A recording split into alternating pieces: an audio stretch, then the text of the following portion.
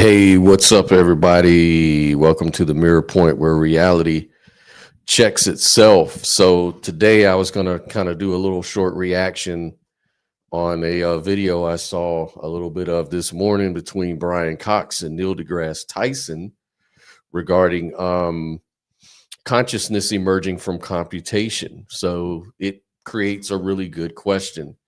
Is consciousness computational? Or is it both computational and non-computational at the same time? That's what I thought. Rather than sort of engage in a dichotomous view, could they both be true? Because like neuroscience shows that our brains generate thoughts before we're even aware of them, right? Which means part of us is clearly algorithmic. But the experience of those thoughts, the feeling of thinking, doesn't behave like a computation at all, right? There's no computation for understanding. So maybe the mistake is like trying to force an either or was my thinking there. So today we're kind of exploring a kind of like a paraconsistent view that we are computation at the unconscious level while simultaneously experiencers of computation at the conscious level, right? Not a contradiction to eliminate, but kind of a clue to what is really going on in our life on that level, on that sort of fundamental base level. So we are going to get right into it. So let's go.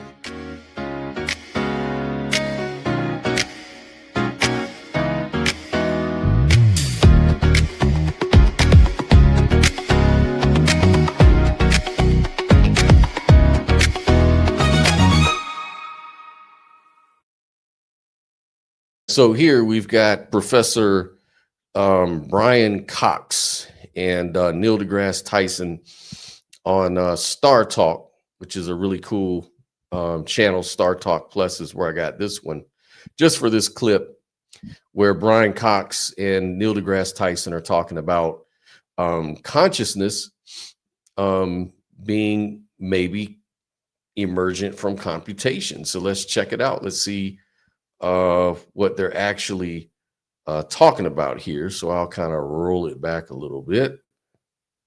Here we go. It's interesting because it raises, and this is not my field of expertise, but it raises questions about what life is.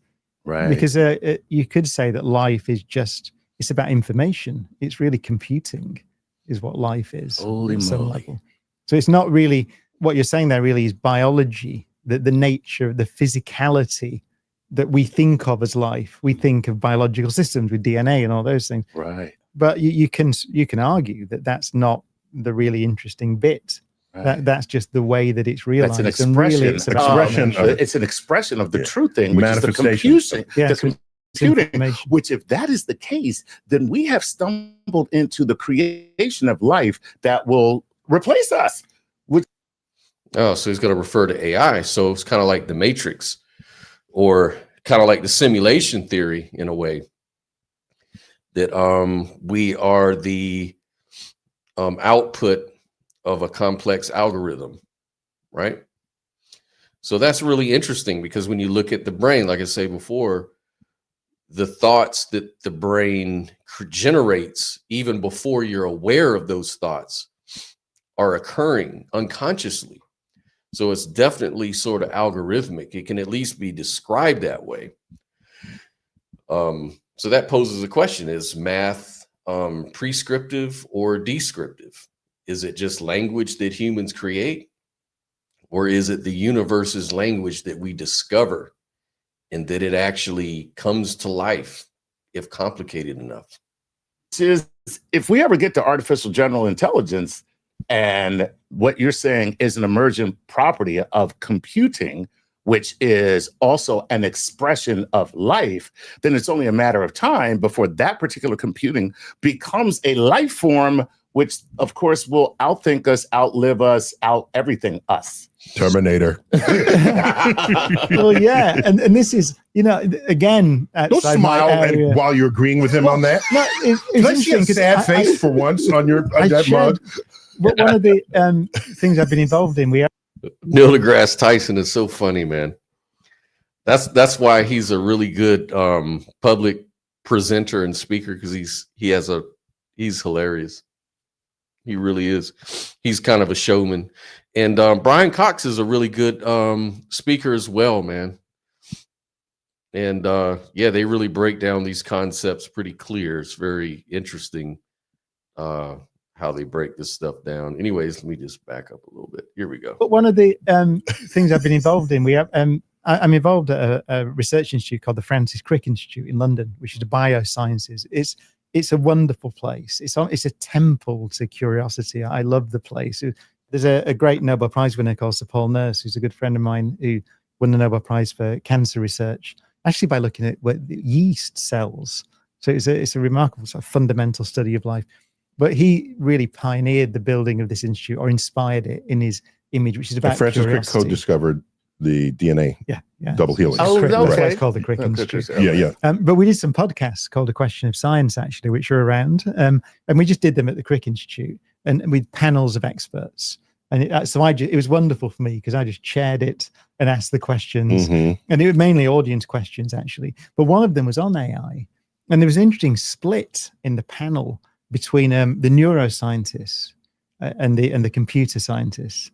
Really? So the neuroscientists really felt that, for example, large language models, which is what we have at the moment, Right, were just symbol shuffling things, and the brain is fundamentally different to that. So we are not large language models. I kind of feel that way about them as well. I kind of feel Yeah, I kind of lean that way too.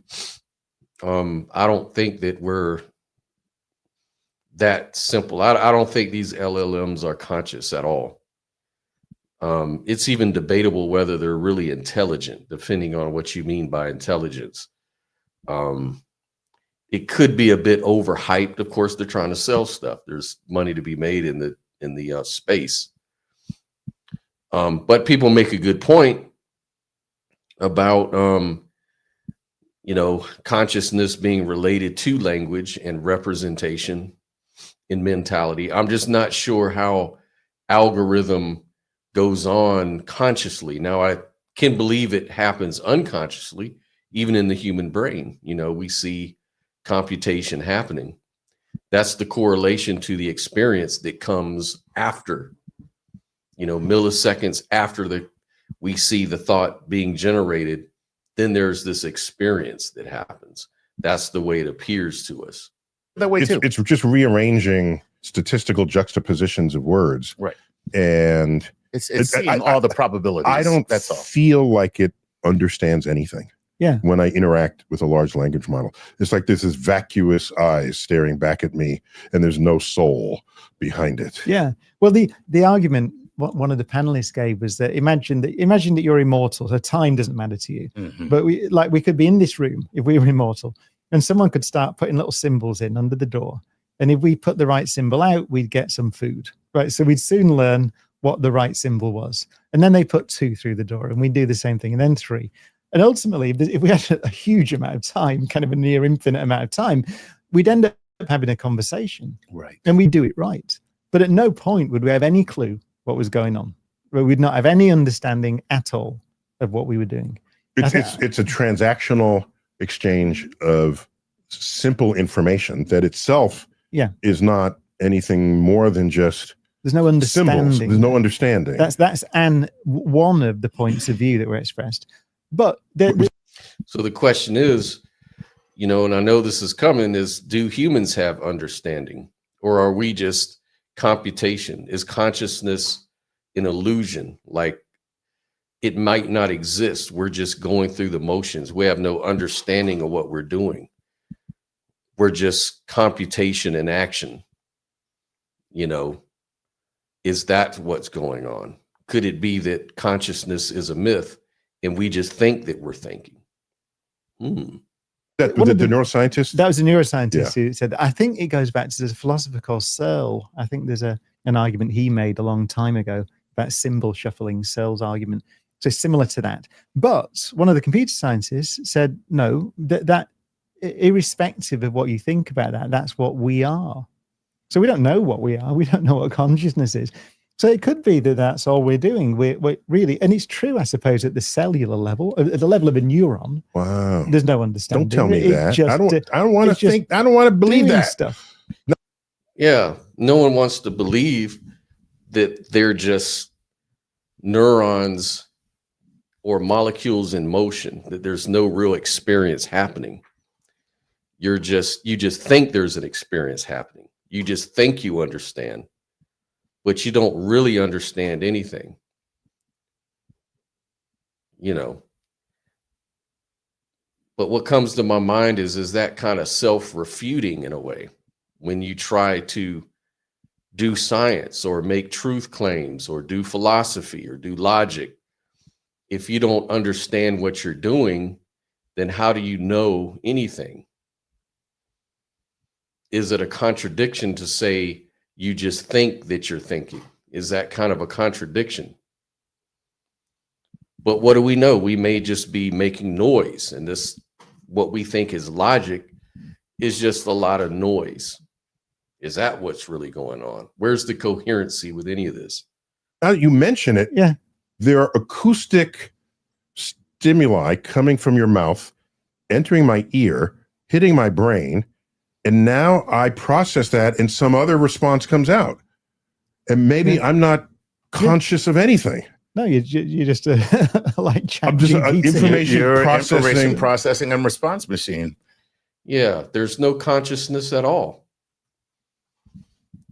We're not conscious at all. And this makes sense on physicalism, because then there's no hard problem to solve. There was never a hard problem to begin with, because consciousness never existed. We're never conscious. We never think. We just think we think.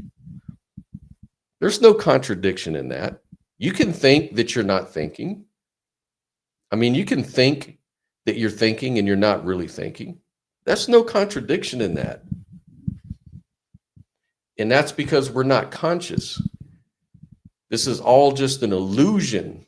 What we think is logical really isn't logical.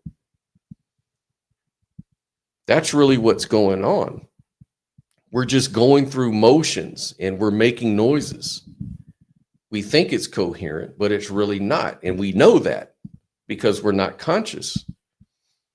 And we know that because we can see that in computation. When you deal with large language models, you know that they're not conscious.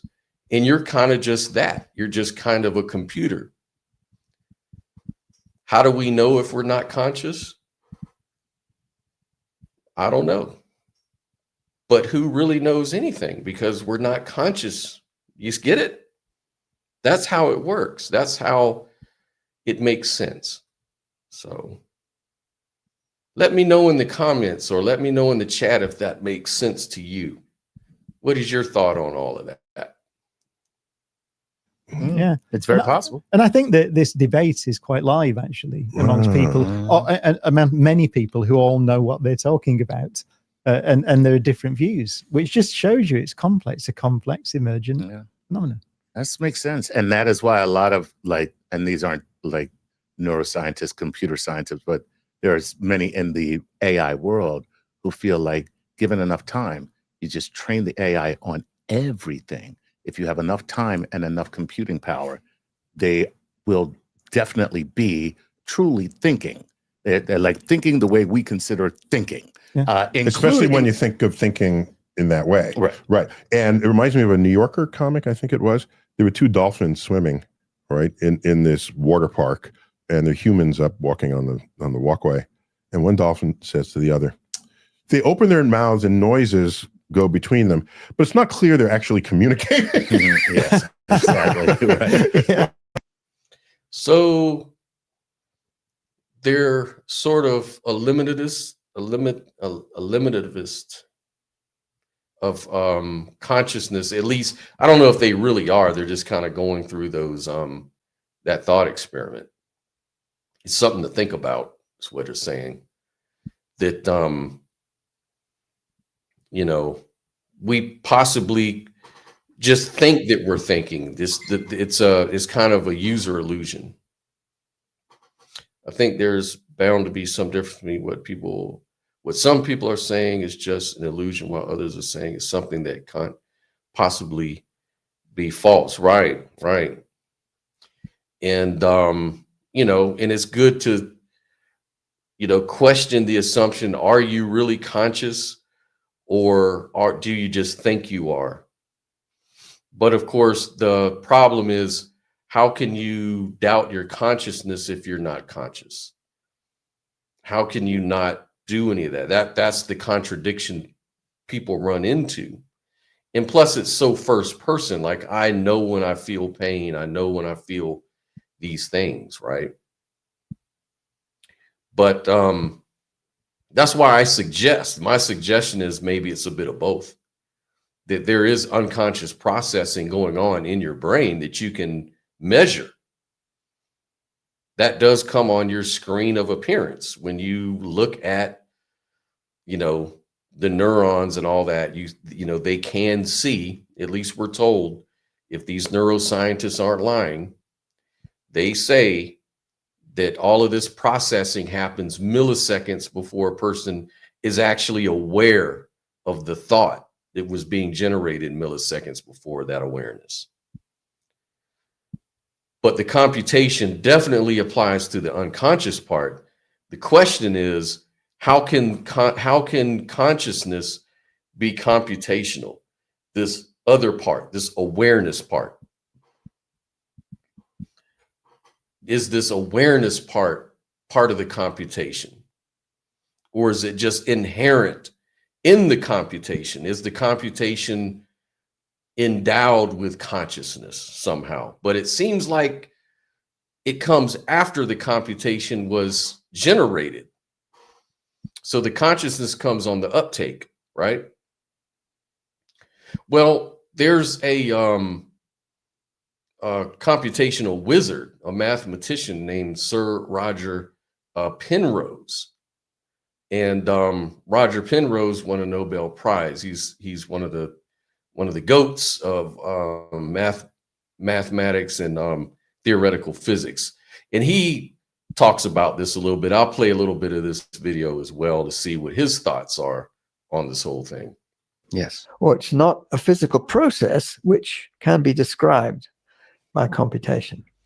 But it nevertheless could be. So one of the interesting models that you've proposed is the orchestrated objective reduction. Yes, which you see that's going from there, you see. So I say I have no idea.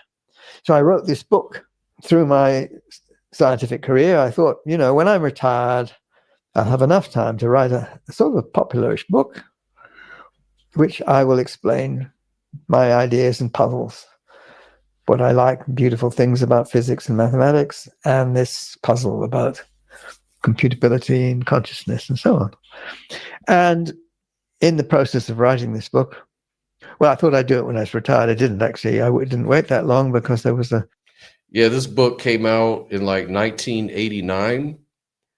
And basically he was saying that if consciousness is going to be describable, it's going to have to use quantum mechanics, because he didn't see how classical computing could account for an experience or an understanding. And he talks a lot about Gödel's incompleteness theory, how even if we do come up with a framework, we have to start it with an axiom which can be questioned. And even if you answer that, it goes on and on. You'll never really understand the fundamental truth about anything, including consciousness. So he was saying that it would take more than that kind of classical computation to come to an answer, but possibly quantum mechanics would make more sense when thinking about consciousness. So that was his thought when he wrote that book. Radio discussion between Edward Fredkin and Marvin Minsky. And they were talking about what computers could do. And they were entering a big room. They imagined entering this big room. At the other end of the room, two computers were talking to each other. And as you walk up to the computers, they will have communicated to each other more ideas, concepts, things than the entire human race had ever done. Yes. So I thought, well, I know where you're coming from, but I just don't believe you. There's something missing. It's not that. So I thought, well, I should write my book. And so I did. It was at roughly the same time Stephen Hawking was writing his Brief History of Time. And in the 80s at some point. It was the late Howdy, 80s. Roadrunner. You're very fast. Well, I drink Red Bull.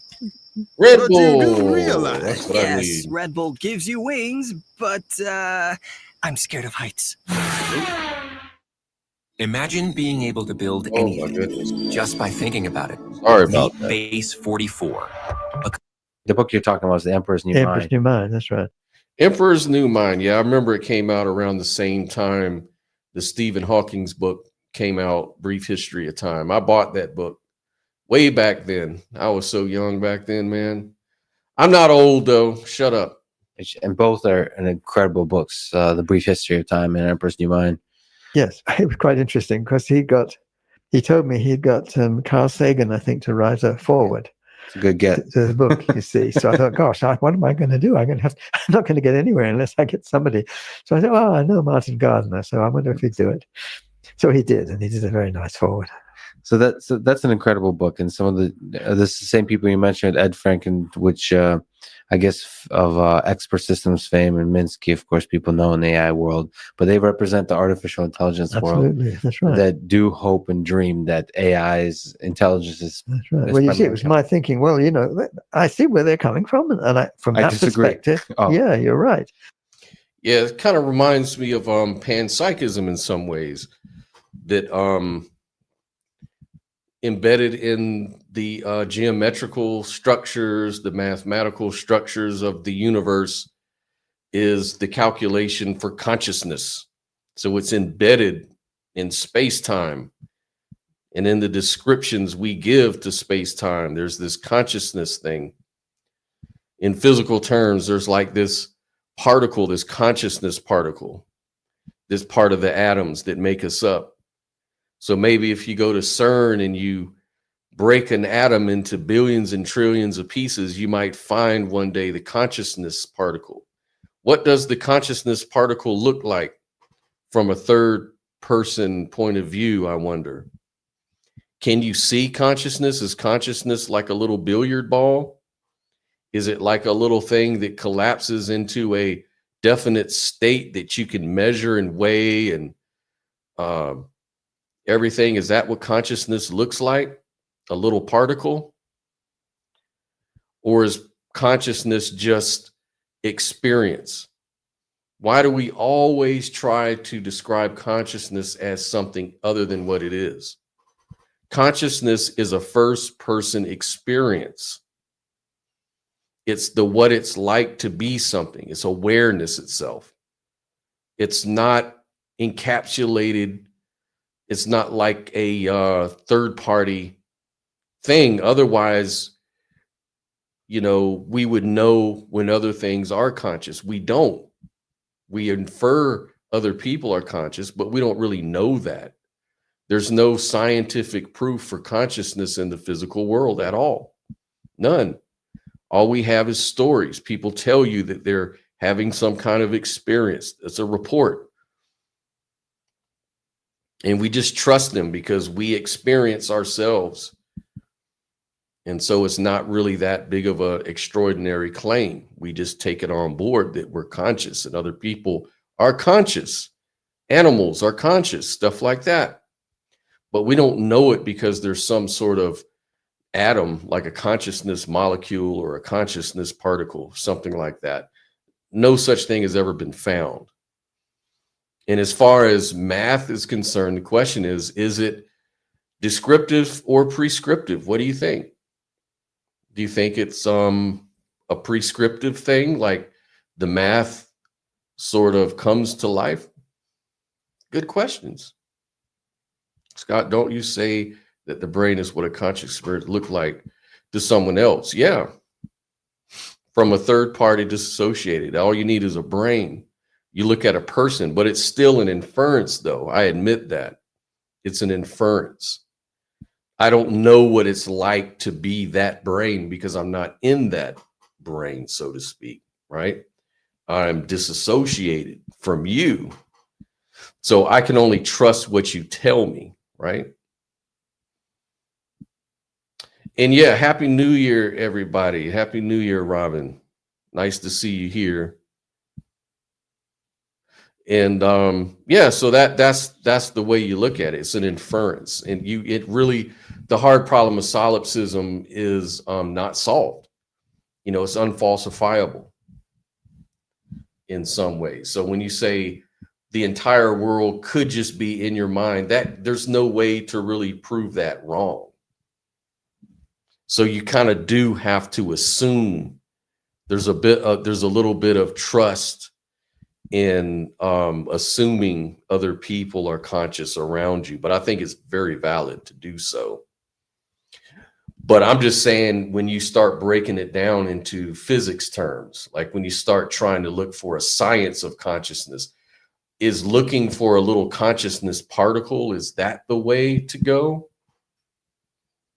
To look for an equation that's a consciousness, you know, that describes consciousness, is that the way to go? It could be. That's what they're saying. But I don't believe that at all. I'm skeptical of all of that. You know, first of all, it's a little bit incredulous for me, but I have to set that aside. So even if I set that aside, though, I have to look for evidence, like what sort of evidence would count. And I just you know, just see a lot of saying that this is probably what it is. It's all hypothetical. Not that there's anything wrong with it, and it could be true. I just don't know. Therefore, I don't believe. But scientists can study the brain. So if the brain is what consciousness looks like, then aren't brain scientists studying consciousness? Yeah, you're studying the modality, the correspondence. You know, you're looking at the correlations, and you're studying that. And it's very helpful. So yeah, that's what they're doing. But they're not studying metaphysics. Science is not metascience. It's not metaphysics. That's not what science does. It's not looking for necessarily the ontology or the theory of everything. It doesn't answer that yet. I'm not saying that they're not looking for it, but when they do, they're doing metaphysics. I believe requires more than just the brain. We have CNS, nervous system, that have been built over time, right? And I see it as something missing too. There's got to be more to it than the math. There's got to be more to it than the matter. There's something else going on, obviously, and it's just maybe just a brute fact. It could be that just consciousness is fundamental. It's just there. Whenever there's a sufficient system that can mediate some kind of response to the environment, consciousness is there. That could be part of it. But all I really know is my own experience. So they can't study metaphysics, but they study consciousness, right? Yeah, they sure do, Joel. I'm not disputing that. Never have I ever disputed that. So I'm not sure what you're getting at. They're studying consciousness. So do Buddhists through meditation, stuff like that. In fact, I think we all sort of study consciousness in a way because we all live a conscious life. And we know what we like, what we don't like. We learn, we expand in our thinking and our doing. So yeah. Okay, I thought I heard you say something otherwise earlier in another stream. No, science studies consciousness. They just don't study the metaphysics of consciousness. That's not what science isn't the right tool for that. That's philosophy. Now, they do intersect sometimes, I would say. I think both fields have contributed mutually. I think that's very true. But anyways, let me get back to the video to see what else Roger's going to say. But that's not my perspective. So I thought I had to say it. And as I was writing my book, you see, I thought, well, I don't really know anything about neurophysiology. What am I doing writing this book? So I started reading up about neurophysiology. And I read up and I tried to find out how it is that nerve signals could possibly preserve quantum coherence. And all I read is that the electrical signals which go along the nerves create effects through the brain. There's no chance you can isolate it. So I thought, this is hopeless. So I come to the end of the book and I more or less give up. I just think of something which I didn't believe in. Maybe this is a way around it, but no. And then you say, I thought, well, maybe this book will at least stimulate young people to do science or something. And I got all these letters from old retired people instead. These are the only people who had time to read my book. So, I mean, except for Stuart Hameroff. Except for Stuart Hameroff. Stuart Hameroff wrote to me and he said, I think you're missing something. You don't know about microtubules, do you? He didn't put it quite like that, but that was more or less it. And he said, this is what you really need to consider. So I thought, my God, yes, that's a much more promising structure. So, I mean, fundamentally, you were searching for the source of a non-computable source of consciousness within the human brain, in the biology. And so, what are if I may ask, what are microtubules? Well, you see, I was ignorant in what I'd read. I never came across them in the books I looked at. Perhaps I only read. So Stuart Hameroff is a anesthesiologist from Arizona, and he deals with microtubules all the time. These are these little protein structures within cells, and he was saying that that's where you kind of turn consciousness on and off by affecting these microtubules through the anesthesia. And so it's like a physicalist account for consciousness operating at a quantum level. So he'll just go on to describe what these microtubules are. And I would suggest, if you're interested, go check it out. It's on the Lex Friedman podcast, Consciousness is Not a Computation. AI podcast clips from that. But so it's just a physicalist account using quantum mechanics, which kind of does make sense when you think of quantum biology, like the sense of smell, DNA, photosynthesis, bird migration, a lot of different things that they've sort of hypothesized that quantum mechanics plays a role in it. Like for photosynthesis, we know that quantum tunneling plays a role in, digesting energy from the sun within those vegetation systems and stuff. And then like with bird migration, they're talking about entanglement with light within the bird's mind so that it, can navigate to the right places. They've done experiments on that. There's a lot of headway being done in this field called quantum biology. So that's really interesting. But again, consciousness is a little bit of a different thing in its nature. Like, it's the experiential thing. So I think that for me, it just kind of bottoms out to just a brute fact. There's just consciousness. It's just an experience is going to happen. There doesn't have to be an explanation. It's just part of the natural world. Consciousness is part of the natural world. This experience, this experiential arising and it's on a gradient. I think it's on a gradient, and it gets expressed in different ways through different biological systems that we know of. And this happens because this is just the nature of reality. That consciousness is real. It's how you understand the world and navigate the world successfully.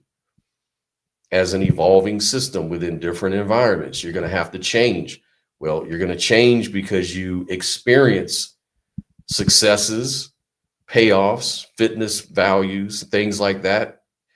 Your experiential responses are what motivates you to act accordingly. It's that awareness, even down to the cellular level. You know, cells respond to their environments. They navigate towards where energy sources are, away from dangers.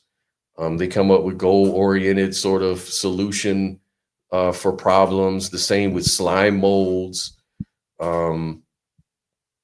stuff like that. Even plants have a kind of communication.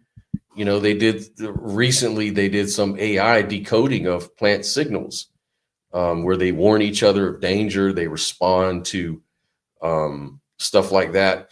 So they're responding. I don't know whether they have the same kind of consciousness like a human being, some kind of sentience. You know, you'll never prove that because you can't even prove that anyways. In principle, it's first person. But if you infer, you know, if your rules are that, you know, what makes consciousness identifiable is its embodiment. First of all, it's embodied, and then it responds to inner and outer changes in the environment and within oneself. You change accordingly. You come up with plans to solve problems intelligently. If those are the criteria that you judge whether something is conscious or not, then you're just opening yourself up to say a whole lot of stuff in the world is conscious under that criteria. But it might be a lot more complex than that. Those things might not even have conscious or sentience, like slime molds, and they might just be, it might all be going on in the dark for all we know. Which raises the question, why is it that humans operate with the lights on? Couldn't we do the same thing with the lights off? Those are questions to ask. Why does it kick in with humans but not with plants, assuming that they're not conscious? Well, that's the problem. That's the demarcation problem. You know, at what point of complexity or arrangement does consciousness sort of kick in? You know, it's hard to answer these questions assuming that consciousness is sort of, you know, emergent at some level. But what I'm saying is the problem is cleanly solved when there's this consciousness in any system, regardless of how simple it is. As long as it's got a subject-object split, it has, you know, some sort of self-reference that it can make, then it can be conscious, and it probably is to some degree. I mean, why not? Yeah, living organisms evolve ways to respond to the world, and our conscience seems to be about that. Yeah. Like it could just be, that's the way that we respond to the environment. You know, that's just part of it. But the question is, why this way and not another way? Why does this consciousness thing, this experience thing, be associated with the way we respond to the environment? And some say, well, it's kind of like just an accident, like it's just an accident of evolution, like a belly button or I don't know, not a belly button, maybe I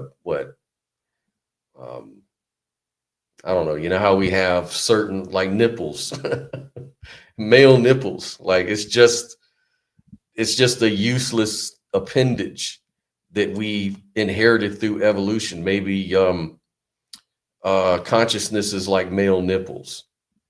That's what it is. But ours is super refined, which has been selected for. Consciousness and brains are evolutionary expensive. The amount would be dependent upon the necessity. Yeah. Very good point. Very good point. Like, you know, everything that we say means anything is based on being conscious. Like, that's where meaning and values and thinking and ruminating and debating and morality and ethics and all these things emerge from. They emerge from being conscious, you know, consciousness, you know, and different systems express this first person subjective view different ways. But the question, you know, is it just a matter of computation? Is math What do you think? Is math descriptive or prescriptive in your view? How do you lean? How do you lean towards that? Do you think that consciousness is just math, a really sophisticated algorithm? Or is there something else that has to be there that's beyond mathematical description? Because the physical matter can be described with math. Our skin, our bodies, our whole DNA can be mapped out and has been, I think. So this thing called experience, is it just math? Is it just emergent from the mathematics? Or is it descriptive? Is it something humans kind of created? Math is a descriptive language. Yeah, okay. It represents reality. That's how I understand it. Descriptive as I see it. Yeah, yeah. So it's just really hard to say. It's hard to see for me why you would think that math is what kind of creates reality. I understand it can describe reality, but I think the reality was there first before the math, before the descriptions were made. That's just my opinion. It's an inference. I may be wrong. Maybe we're just living in a simulation. Who knows? And yeah, I agree with Robin Hood. Without humans, there would be no math. Right. Exactly. Yeah. I don't know. It's kind of interesting. But yeah, those were my thoughts. I just wanted to share that those couple of videos. Hopefully someone didn't think that I was gonna have them on as a guest live, right, Joel? I tried to put this time I put the the link to the video up too in the description as well. So hopefully no one gets the wrong idea. I know that's terrible. I'm a terrible clickbaiter. I should just act like I'm having those guys on as guests. I'd probably get more views, right? But nah, not gonna do that. But anyways, man, I'm gonna get on out of here. Got to get to work this morning. But thanks for tuning in. Thanks for jumping into the discussion. And again, like and subscribe to the channel. Need more folks to jump in and join and be along for the ride, trying to get guests in. So please like and subscribe to the channel if you haven't. And yeah, we will catch up, man. You guys have a great day. Thank you so much.